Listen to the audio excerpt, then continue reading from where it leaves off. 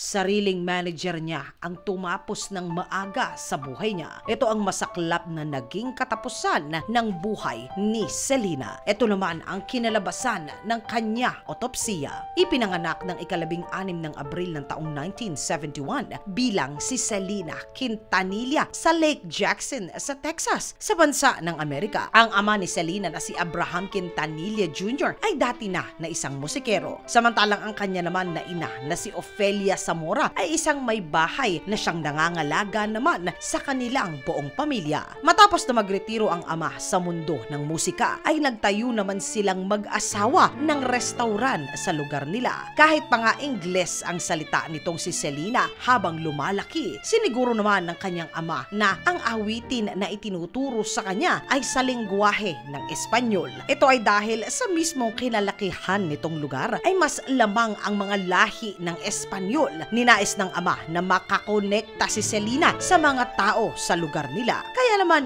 dahil naging matatas itong si Selena sa lengguwaheng Espanyol, hinagiliwan naman ito ng mga tao nga sa kanilang lugar. Kaya bata pa lamang ay nagtatanghal na ito sa nayon na kanyang kinalakhan. Sa edad nito na 10 taong gulang, ipinamalas nito ang kanyang galing sa pag-awit. Kaya naman siya ay ang naging pangunahing mga awit o ang lead singer ng banda ng kanilang pamilya. Ito ay tinawag nila na ang Selena y los Dinos. Nagsimulang magtanghal ang banda nila sa mga kasalan at maliit na mga pagtitipon. Sa banda, ang kapatid ni Selena na si Abraham III ang may hawak ng bass o ng baho. Kapatid naman nito na si Suzette ang may hawak ng drums. Samantalang ang ama naman nila na si Abraham Jr. ay ang mismong tumatayo bilang ang manager nila. Ang tugtugin ng pamilya ay ang pinaghalo-halo, Mexicano, country at maging awitin sa Amerika. Naglabas ng 7 album ang pamilya. Hindi nagtagal napansin ng isang music executive ang galing sa pag-awit at ang likas na talento nitong si Selena. Kaya naman, nang magbukas ang malaking kumpanya ng Emmy ng Latinong Division sa kanilang kumpanya, si Selena ang agad na kinuha nila. Ng taong 1989, sa edad nito na 18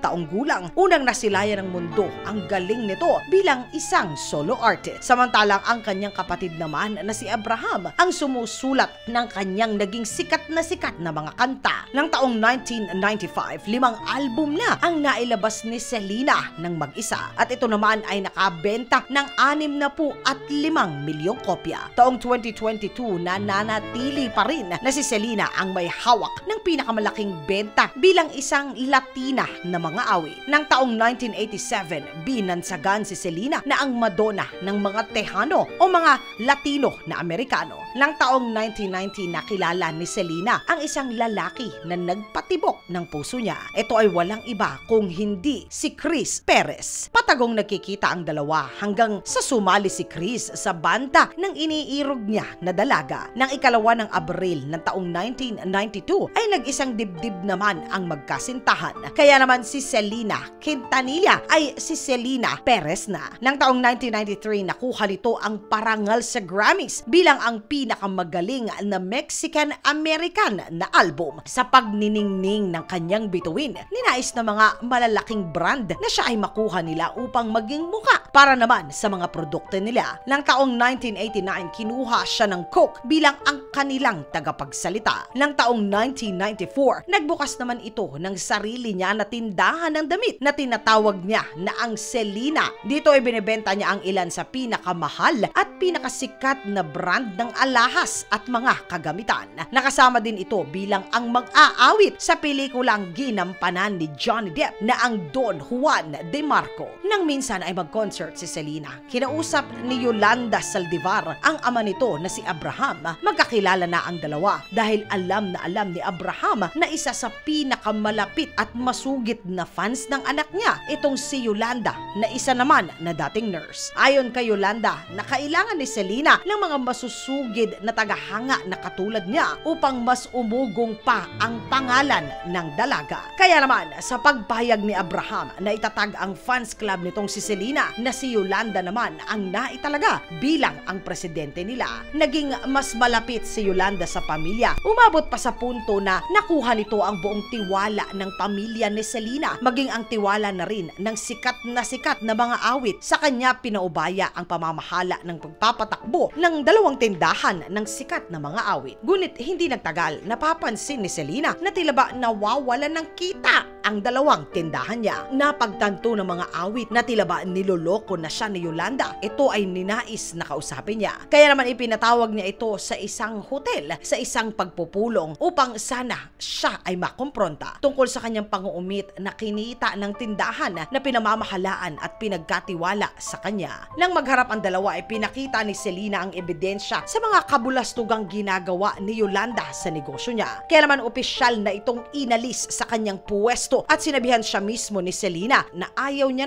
na makita pa ang muka nitong si Yolanda. Sa pagsiklab ng kaguluhan, naglabas ng armas na dibala itong si Yolanda at ilang beses na ang mga aawit ay pinaputukan niya. Nagtatatakbo si Selena palabas ng silid ng kanilang kinaroroonan. Ayon sa mga saksi na sumisigaw si Selena na tulungan ninyo ako at tinamaan ako ng bala. Malayo pa ang naitakbo ni Selena bagong ito ay bumagsak. 2 minuto lamang matapos ng kaguluhan ay dumating naman agad ang ambulansya. Ayon sa tala na ayon sa mga parametiko, natigmak ng pulang likido ang hindi pa nila unang nakilala na babae. Wala na itong pulso at hindi na rin ito humihinga pa. Punong-puno ang damit nito hanggang sa pantalon na suot-suot nito. Nang dumating ang ambulansya, nalulan si Selena. Dumating ito sa Corpus Memorial Hospital. Agad na nilapatan ito ng lunas. Dito muling napatibok nila ang puso nitong si Selena. Ngunit ito ay masyadong irregular at hindi sumasapat. Ito ay upang magkamalay siyang muli. Malamang dahil sa dami na rin ng nawalang dugo sa kanya. Kaya naman agaran na sinalinan ito ng napakarami na dugo. Ito ay upang sana maisalba ang buhay pa niya. Dahil sa relihiyon ng ama, hindi nito ikinatuwa ang pagsasalin ng dugo sa kanyang anak. Umabot pa ng lagpas 1 oras. Paulit-ulit na nagtangkang isalba ng mga doktor ang buhay nitong si Selena. Ngunit masyadong naging malaki ang naging dulot ng bala kay Selena. 1:05 ng hapon, opisyal na idineklara na pumanaw na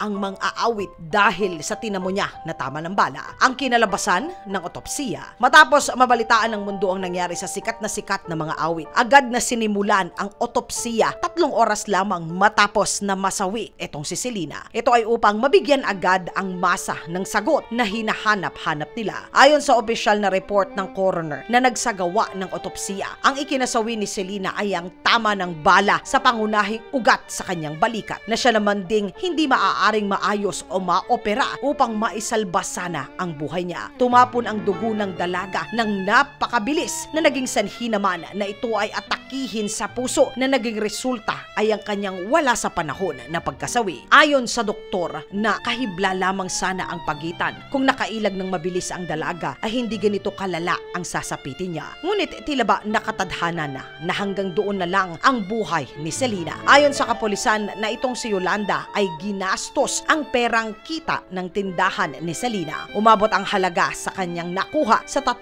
milyong piso. Pineki nito ang perma ng dalaga at maging ang manager nito na kanyang ama. Matapos ang kaganapan, nagtangka pa itong si Yolanda na tumakas paalis ng hotel. Ngunit agad ito na napigil. 9 na oras ito na pinakausapan upang isuko na ang sarili niya. Sa wakas ng mapagtanto nito na wala na siyang malalabasan pa, ikinuwento nito na aksidente daw ang nangyari. Hindi niya nais na kunin ang buhay ng dalaga na ang mismong iniidolo niya at siya rin na nagbigay ng lubos na tiwala sa kanya. Lahat ng sinabi nitong si Yolanda Saldivar ay pinabulaanan ng mga saksi. Ayon sa kanilang testamento na hinabol pa nito si Selena at tinawag ng mga masasama na salita. Nang saklolohan nito ng staff ng hotel ay agad na sinabi nito na isara ang pintuan at patatamaan daw siya ulit ng bala nitong si Yolanda na siya naman nga na ginawa nila. Binanggit nito na si Selena ang salita na Yolanda 158 bago ito ay nawala ng malay at hindi na ito muli na magigising pa. Nang 5 ng Oktubre ng taong 1995, hinatulan si Yolanda Saldivar sa salang pagpaslang kay Selena Quintanilla Perez ng habang buhay na pagkakabilanggo. Maaring maparulan ito kung aapela ito sa hukuman. Ito ay sa taong 2025. Sa ngayon si Yolanda